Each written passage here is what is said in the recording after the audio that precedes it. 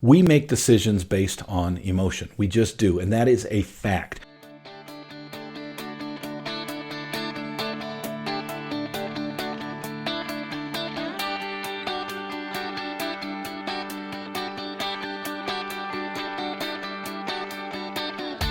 Originating from deep inside the Rocky Mountains, transported through the power of the internet, and arriving inside your tiny earbuds.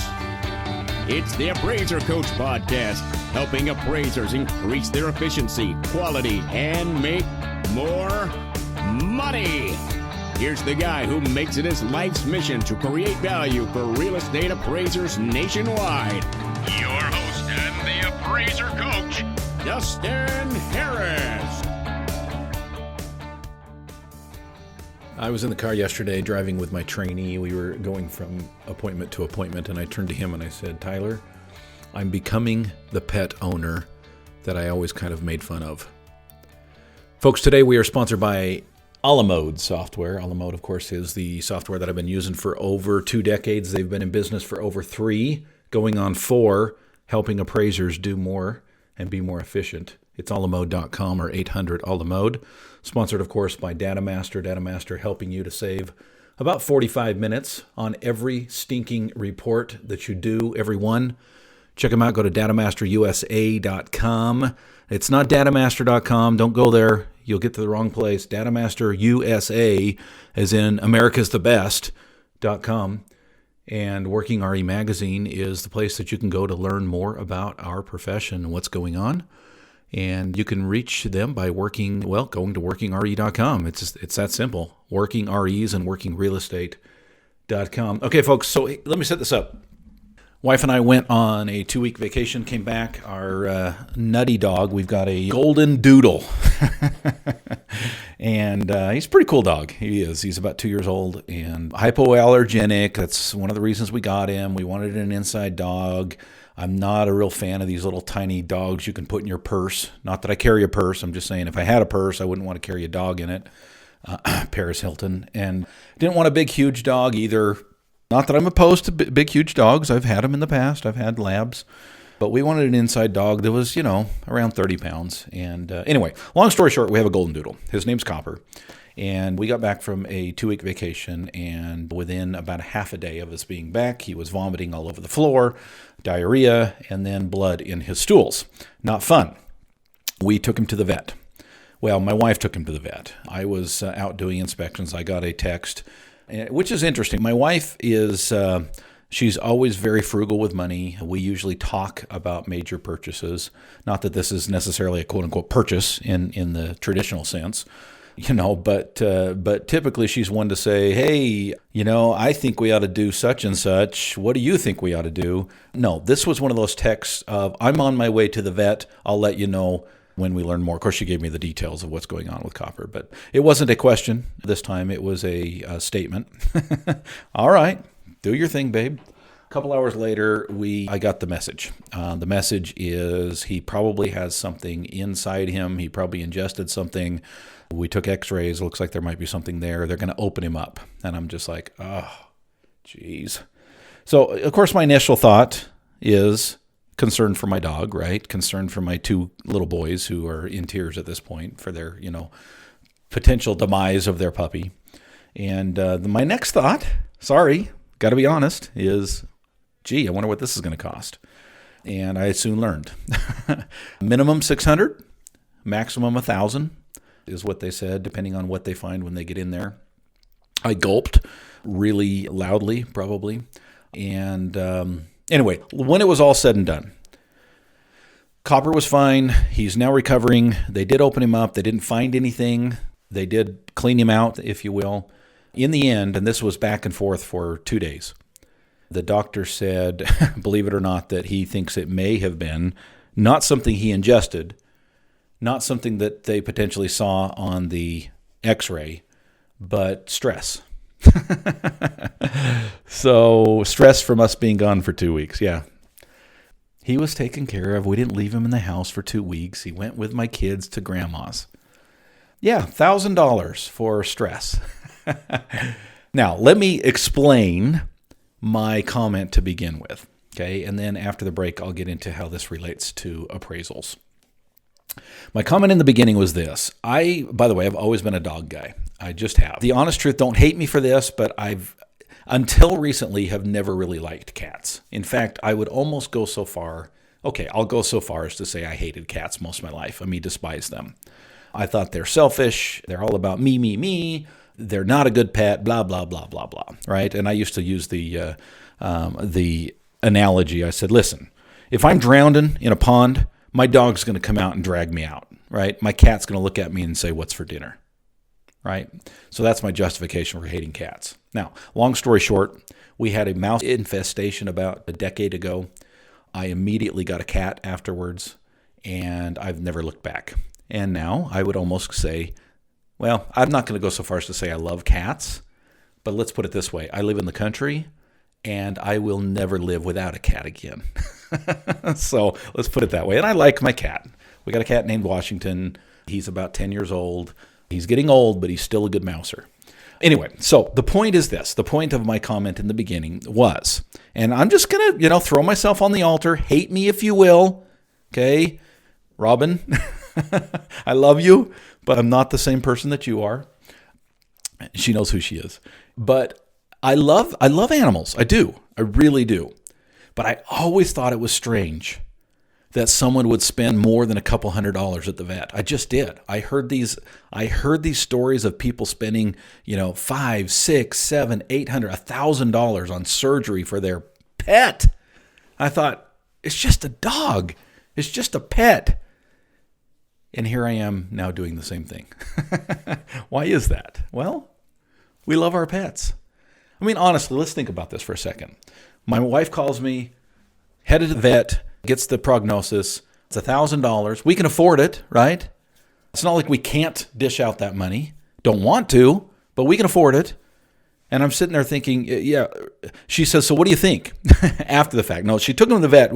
That was not a question. But after the, initial bid, if you will, the idea of how much it's going to cost, she says, so what do you think? And I said, do I have a choice? We're over text at this point. She goes, your boys could hate you the rest of your life. And I said, yeah, exactly. Now, let's take the boys out of the equation for just a second. Let's be honest, Dustin. If it's just your wife and you, okay, and the dog goes in and the vet suggests that they have surgery and they've got to open him up and it's going to be $1,000, what do you do? Now, I want to say, well, hell, I'm not going to spend $1,000 just a dog. The honest truth is, I'm spending the $1,000. And that's why I started the podcast today saying I'm becoming the pet owner that I used to make fun of. Now, why is that? Why would someone spend $1,000 on surgery that we now know probably wasn't even necessary, right? So that's kind of a bummer. He now has to deal with, healing from an open cavity surgery. And maybe it helped. I don't know. It's one of those things that, what do you do? I don't think the doc was incompetent. I don't think he was just trying to make money off of me. I mean, I really think that this veterinarian was trying to do the best job that he thought that he needed to do. So I don't blame him. But here I am with a $1,000 bill for a vet. Now, my dog's home. He's doing great. It's great to have him home. While I was gone on vacation, I have to admit I had missed him. And it was nice to see him when I came home, right? We love our pets. And we sometimes do crazy things for our pets. How does this relate to real estate? And more specifically, how does this relate to real estate appraisal? I want to pause here and remind you that we are sponsored by DataMaster. DataMaster, of course, or DataMaster as the case may be. Well, folks, it is a software. And at the touch of a button, after you've chosen your comps, now there's some confusion here. Some people ask, well, I don't want some software choosing my comps. No, you choose your comps. You still get to be the professional. You still get to do the analysis. But after you choose those comps, you hit a button, folks, and instead of typing those comps into your report, DataMaster does it for you. It also imports the subject data, the legal description, the RP number, the lot. I mean, all of these things that you would have to hand type, it will import for you. Also does your MC sheet, also fills up the top of the grid. Folks, this is stuff that, trust me, I've timed it, okay? I've timed it over and over and over. I'm a numbers guy. And I'm telling you, when I get on this microphone and I tell you that you can save 30 to 60 minutes per report, that is not hype. On average, takes us 40, 45 minutes per report to put all of that data in the report. That's what DataMaster will help you with. It'll help you to be more efficient and to do more and to make more money. DataMasterUSA.com. Again, it's DataMasterUSA.com. A la mode. A la mode, folks, is it's the best software out there. It really is.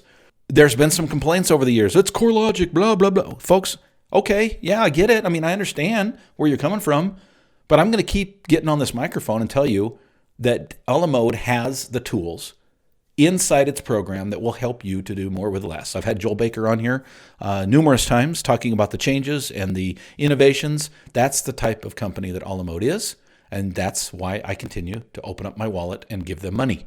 They help me to do more with less. It's an investment in my business. I love it. You will too. If you're with any other company, folks, just check them out, right? Just find out what you're missing. Pick up the phone, dial the number 1, and then 800 a la mode. Or get on the website, alamode.com. It's that simple, www.alamode.com. This morning, open up my email, my inbox. By the way, I pride myself, and I've talked about it on this microphone before, I pride myself on having a clean inbox every night. Now, that doesn't mean I get everything done every day. That means at the end of the day, whatever I didn't get done, I snooze to the next day or 3 days from now or this weekend or next Monday when I'm working on my business, not in my business, right? But with WorkingRE on a regular basis, I get emails with really good information about the appraisal world. This is stuff that keeps me on the edge of what's going on with the appraisal world. Because David and Isaac, the editor over there, are working hard to make sure that the stories that you need to hear are right there. And folks, it is free. Free. Go to WorkingRE.com. Wait about 5-10 seconds, right? It doesn't take long. And all of a sudden, boop, up comes a little pop-up. Do you want to sign up for the newsletter? Ready for this? The answer is yes, you do. Trust me, you're going to want to sign up for it. WorkingRE.com. That's WorkingRE, as in working real estate. Okay. They also do a little bit with property inspectors or home inspectors. So that's why it's called WorkingRE instead of Working Appraiser. WorkingRE.com.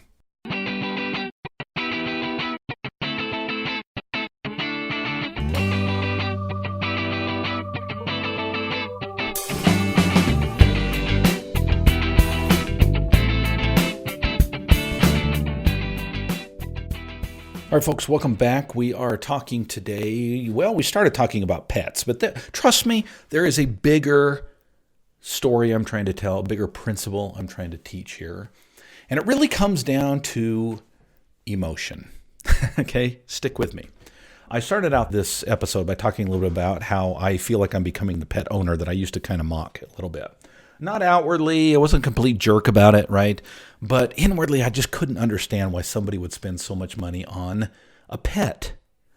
And then my pet got sick, and all of a sudden I realized that we spend a lot of money on our pets. And we love our pets, and we don't want our kids to be sad, and we don't want to be sad, and we don't want our pets to suffer, and we love them, and we love them, and we love them, and we love them, and we'll do almost anything we can. Now, there's a limit, right? If they had come back and said it's going to be $10,000 for this surgery, I think that maybe I might say, well, maybe there's another dog out there for us. I don't know. I don't even want to fathom having to go through that process, but I'm telling you, the bid from $600 to $1,000, and ended up being closer to $1,000 when all was said and done. We had to take him back twice after the surgery. Ended up being closer to $7,000. Ouch. It hurts, but I can't see that I would have done anything different. And why? Because, folks, we make decisions based on emotion. We just do. And that is a fact. If you have studied marketing, and I have, by the way, I don't have a degree in marketing. I've not done anything official. I don't have a piece of paper that says I'm an expert in marketing, but I've always loved human psychology, and I've always loved learning more about why we do the things that we do, specifically when it comes to our buying habits. Just for fun. Just for a way for me to learn more about people, about marketing, whatever. I have done a lot of studying. I'm no expert, but I've done a lot of studying about marketing. And if you've done any studying at all, you will very quickly come to the conclusion that marketing is very, very interesting. And what's mostly interesting about it is the fact that we often make decisions based on emotion. We want to say we do it on logic. And if I asked any of you, stopped any of you on the street and I asked you how you make your buying decisions, I guarantee you will tell me, oh, well, I do it on logic. I sit down and I sketch it out and I say this, that, bip, bip, bip, bip, and I come up with my answer. And I would say bullcrap. And I'm the same way. I want to stand before you and say, nope, I make every decision based on logic. I map it out. I do the pros and cons, and I make a decision based on there's more pros than cons, right? No. Trust me, folks, human nature is what it is. Now, you might use logic, okay? But typically, when you make a purchasing decision, and I don't care whether it be a surgery for your pet or a new 4x4 truck, or a Tesla, as the case may be, or a home, you are going to make that decision primarily through emotion. You just will. That is an absolute truth. And it's proven over and over and over again through social science, right? So, Dustin, why are you spending so much time on this? I'm spending so much time on this because I want, as an appraiser, you to understand that though we work with logic, though we work with numbers, though we work with support, I was going to say proof, but I caught myself. Though we work through support for our value conclusions, in the end, you have to understand where price decisions derive from. Okay? Purchasing decisions derive from. And probably a better word that I should have used instead of price was cost. I hesitated using cost because sometimes we think about cost as brand new materials. But the bottom line is there is price, there is cost, and there's value. And we as appraisers know they're all different things. Price is what you're asking, okay? Cost is what you actually paid, and value is what it's actually worth. So when somebody makes a purchase, okay, they might do it on a listing price, if you will, okay, but what did it cost them? What did they actually open up their wallet and hand over, or as the case may be, get a loan from the bank to hand over to the seller, right? Why are those decisions made the way that they are made? Let me give you a quick example. This comes from yesterday. Yesterday, I inspected a home, and it's a very interesting property in the sense that it has potential, okay? It has potential for additional buildings that are not currently there. Okay, and the realtor made it very clear that the buyer was purchasing the home because of the potential. So as an appraiser, I now have to step back and say, okay, well, is that this buyer or is that typical for the market?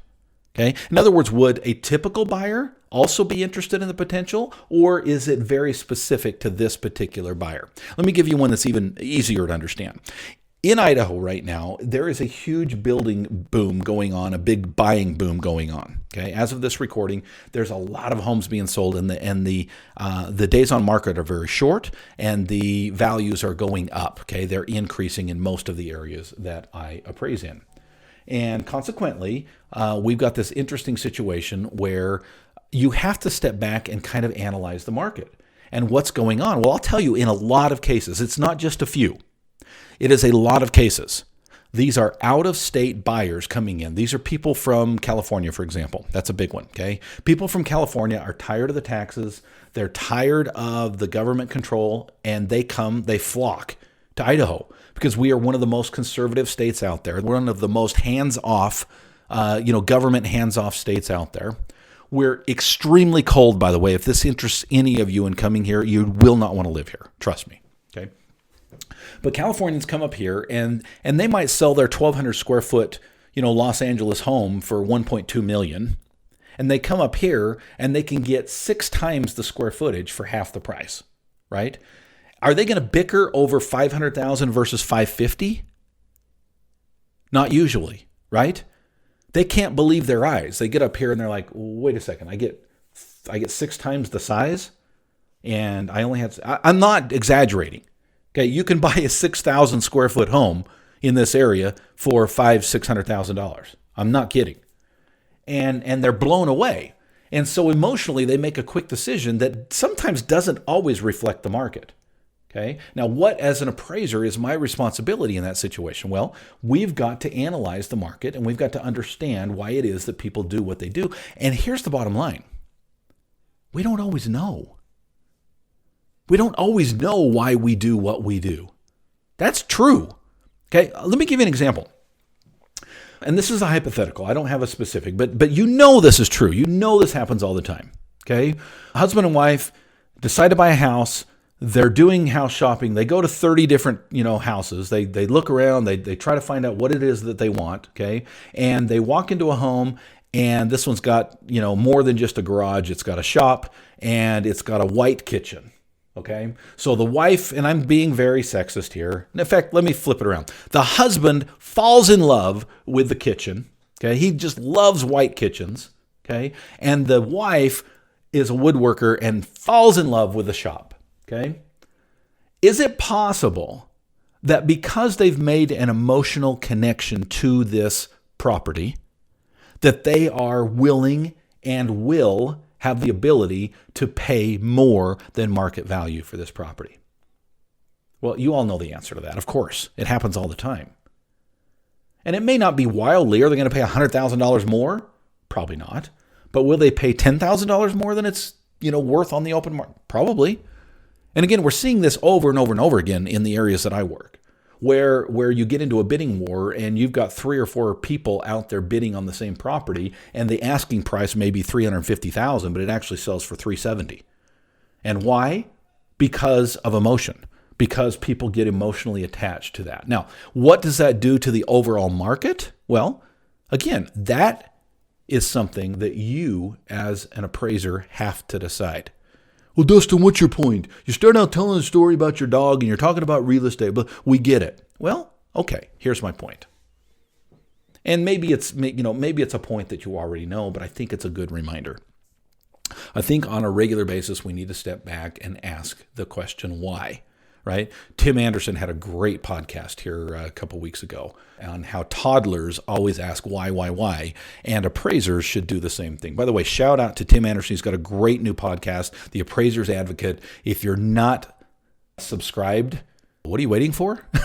It is great. By the way, I love Tim's voice. It's smooth as silk, deep. He's got the perfect radio voice, and he keeps these things short. They're like 5-6 minutes long. Okay, unlike mine, we're now, much over 20 minutes at this point, okay, diarrhea of the mouth, right? I was born with that lovely gift. My good friend Tim is a perfect example that brevity is the soul of wit, right? Love his podcast. You'll love it as well.